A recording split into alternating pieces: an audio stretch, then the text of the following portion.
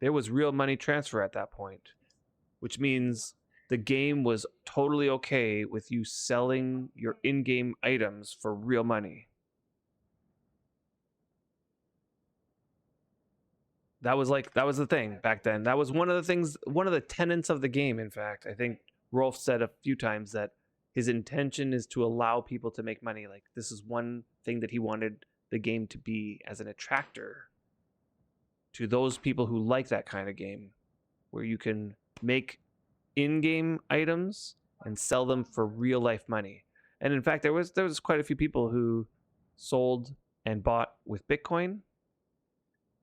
So at that time, like early on, like I remember there was this guy who was doing Bitcoin sales, and this was back in 2012 or 2013, back when Bitcoin was maybe $100 per Bitcoin or something in that vicinity. And he was trading with Bitcoin. So could you imagine, let's say you sell something to that person. Let's say you sell a Drake set or a nice, like, fantastic, like, Supreme pickaxe or whatever to this guy for the equivalent of, let's say, $100 worth of Bitcoin, which at the time might have been 1 or 0.7 Bitcoin or something like that.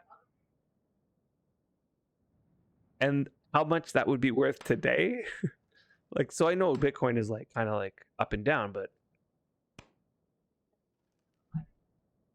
Bitcoin wasn't that much money back then. Actually, I could be like completely off by that 100. Let's see.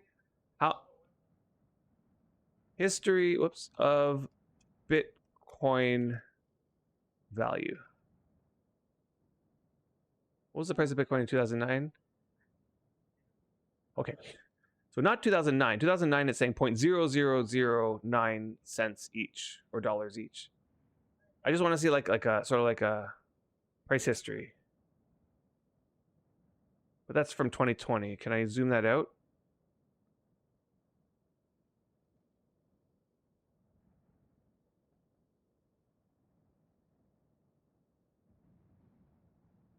Ex-Wurm players living on their own private island now.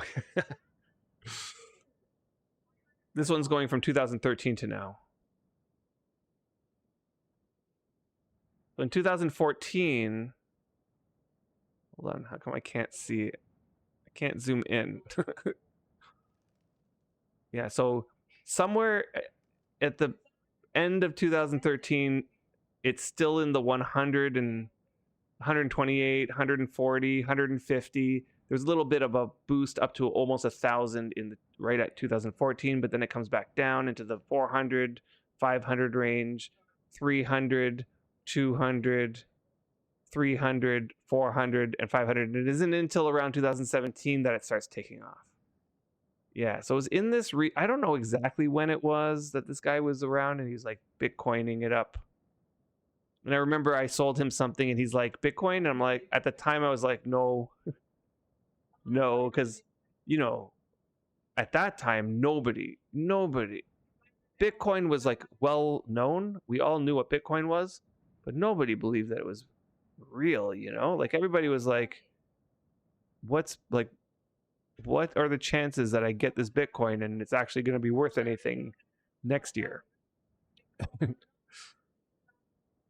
Well, I think the feeling's the same now, right? What are the chances that this Bitcoin is going to be worth the same next year?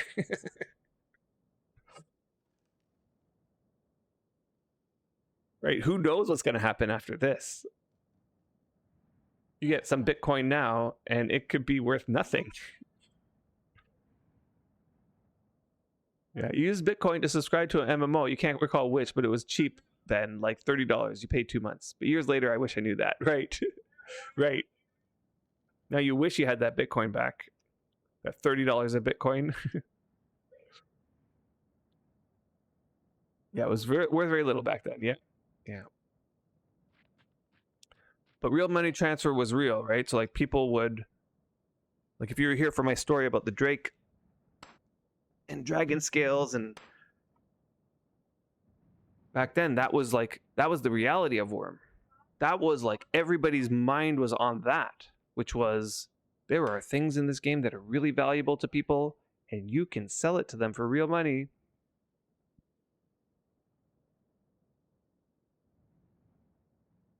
or silver, and then sell the silver for real money. Boy, were there silver sellers all over the place. And back then, silver cost more in the shop. I think it was 160 euro for $1, like for 100 silver. That was the cost before. And the gold sellers, like the people who could sell the 100 silver, they would sell it for 120 euro. That was the going rate when I started the game, something in that vicinity. And there were really interesting ways to make silver in this game, I'll tell you that. Very different time. Very, very different time. You remember a person selling a Pendragon when uniques didn't spawn weekly? Yeah. Uh-huh. I bet that sold for a lot. Like, did they successfully sell it? Because I'm gonna guess that it probably sold for above 2,000 euro. If it did. Yeah, he didn't sell it. Yeah, he probably wanted more than 2,000 euro because it was worth more than. So I met a guy and lived on his deed, and we worked on that deed together for a while, and he had a penned drake, and he gave me a free drake set at one point along with my brother, and I told this story on last stream, but I'll tell the short version of it.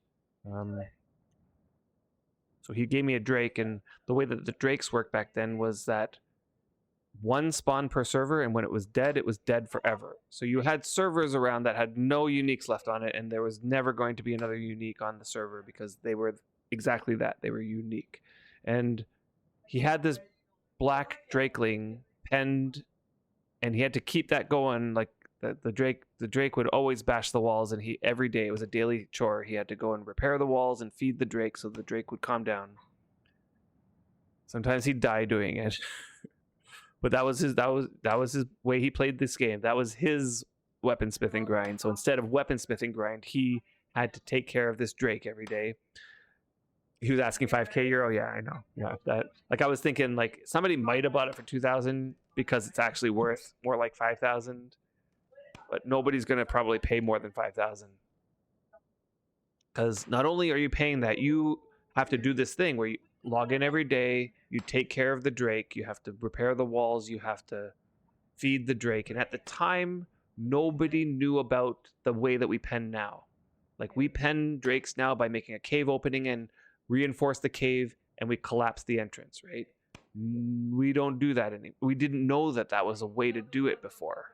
So the way that they did it before is they created intricate building structures using walls and such, and they put many layers around the drake, and the drake would bash some of those layers, but you'd go in and repair them on a daily, right? Or whatever, you'd upkeep them, and then you'd feed the drake a whole bunch of meat, and the drake would settle down.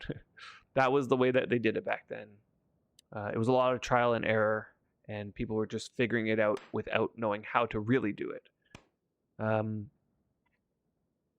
Yep, he got a lot of flack for that, but truth is, no one would have had any for years if he hadn't gone to pen that drake, had the forethought to pen that drake.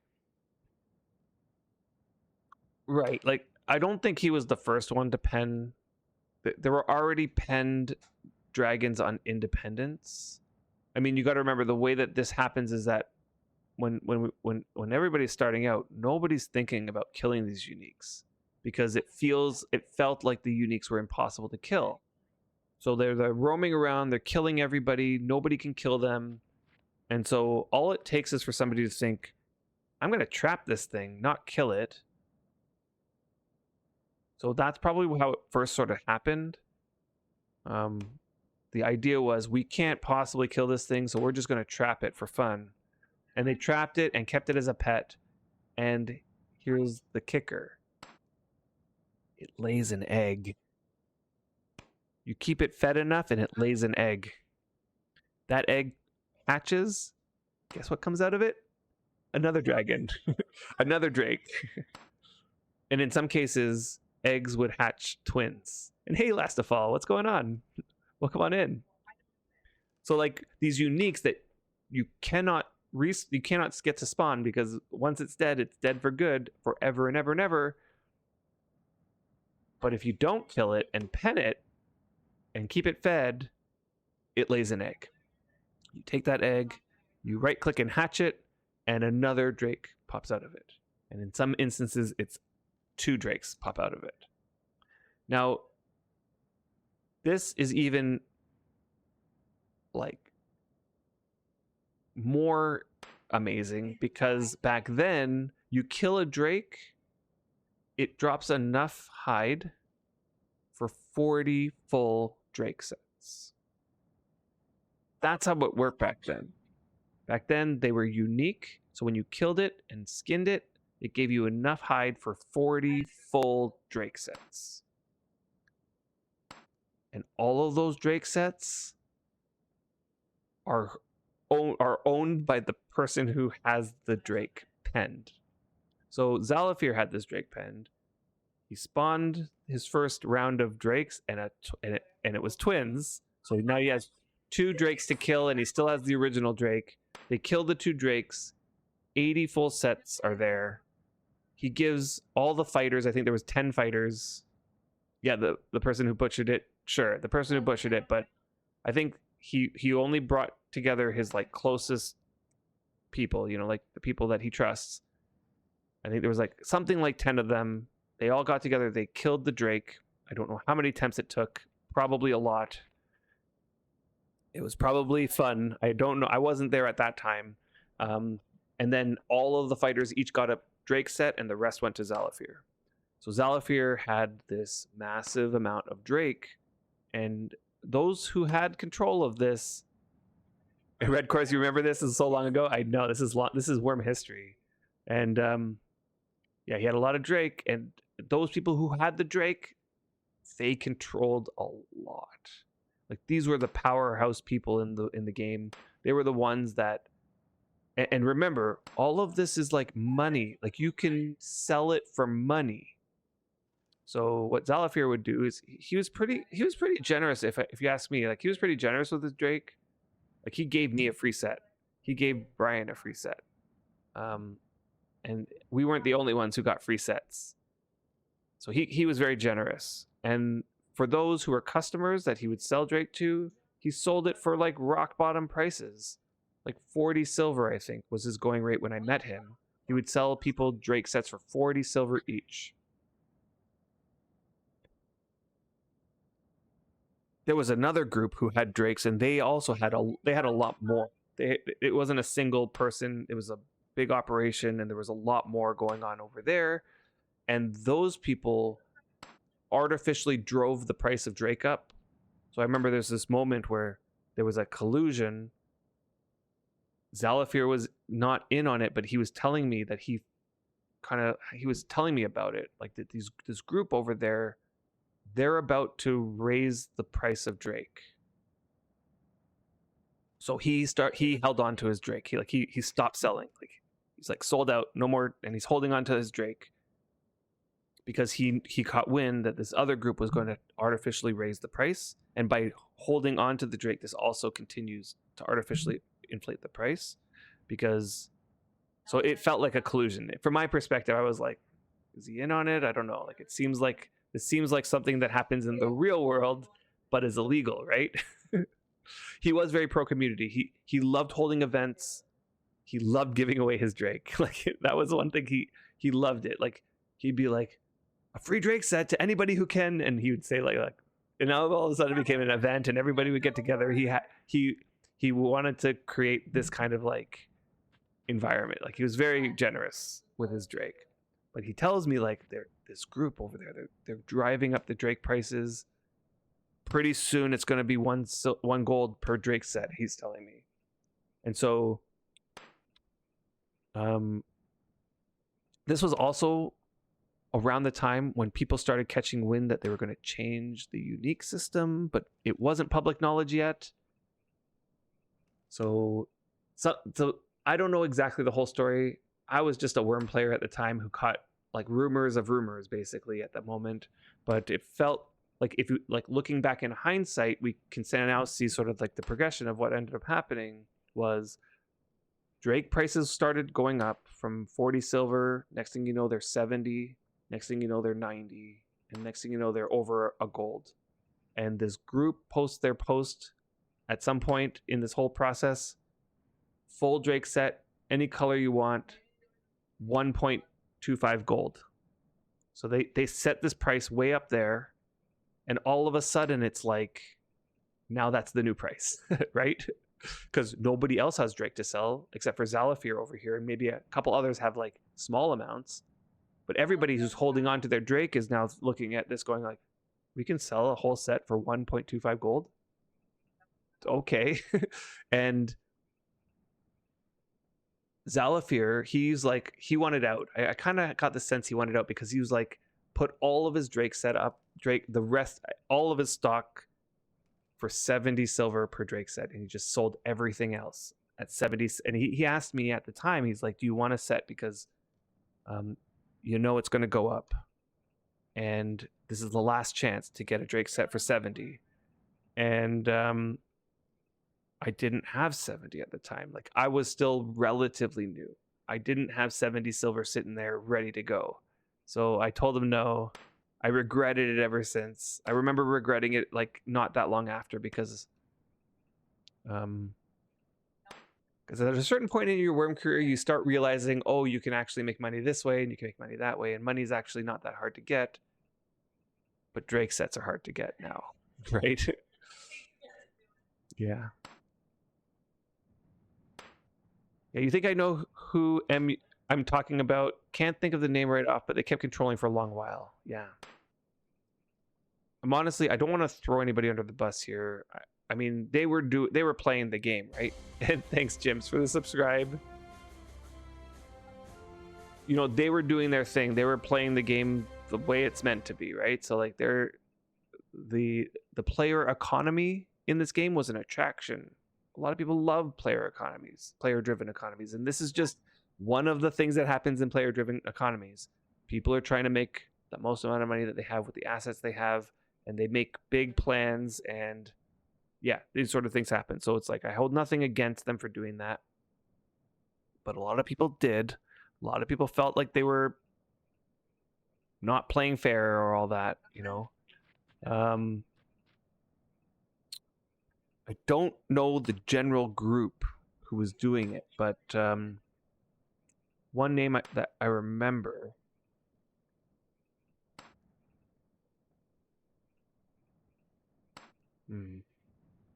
Do I remember it correctly? Yeah, Odin. Yeah, Odin was one of them. And I didn't know Odin very well. And Alexia, that's the other name I was thinking of. Alexia? Anyway, I didn't know them very well, only like because these were like the people who held all the Drake. That's how I knew them.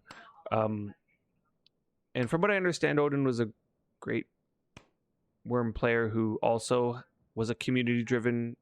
His mindset was very community driven.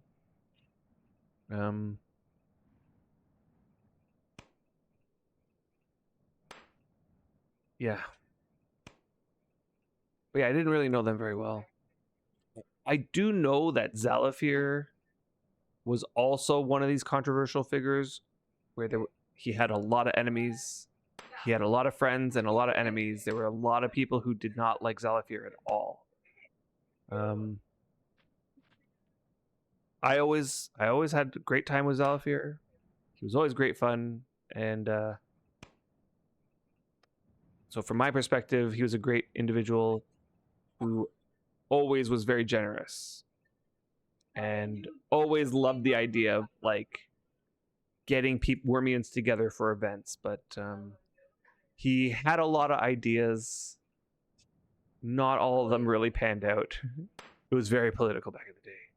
Oh yes, was it political? Boy, it was like, and anytime anything would happen, it would be like the whole Wurmian community would be like, rumors would be spreading. Like, it would just rumors about people, rumors about people. It was just like, it was very political.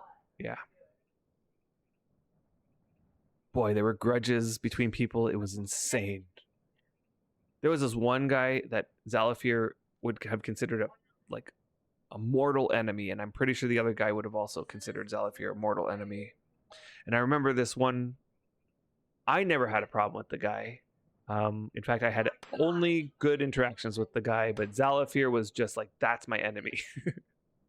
And I remember there was one trade transaction, because that other guy also owned a market on Deliverance, that was in direct competition with Puzzle Plaza.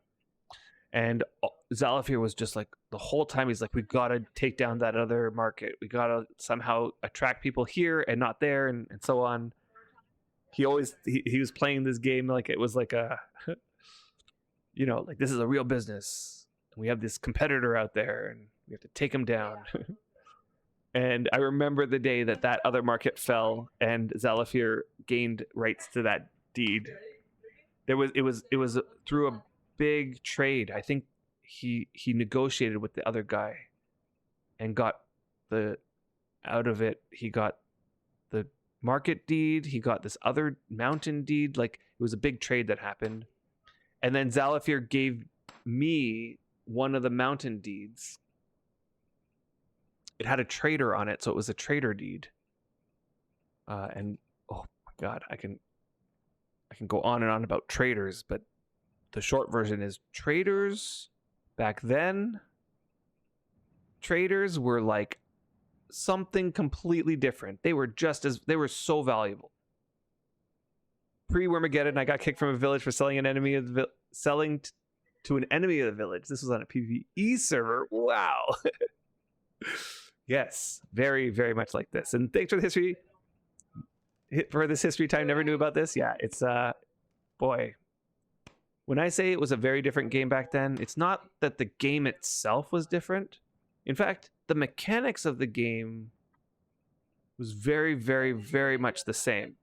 The underlying mechanics. Sure, they added things on top of things, but and they made it look prettier, and they made the game look like all the things are different, but the underlying mechanics of the game are the same. So all, like, surface mining was exactly the same.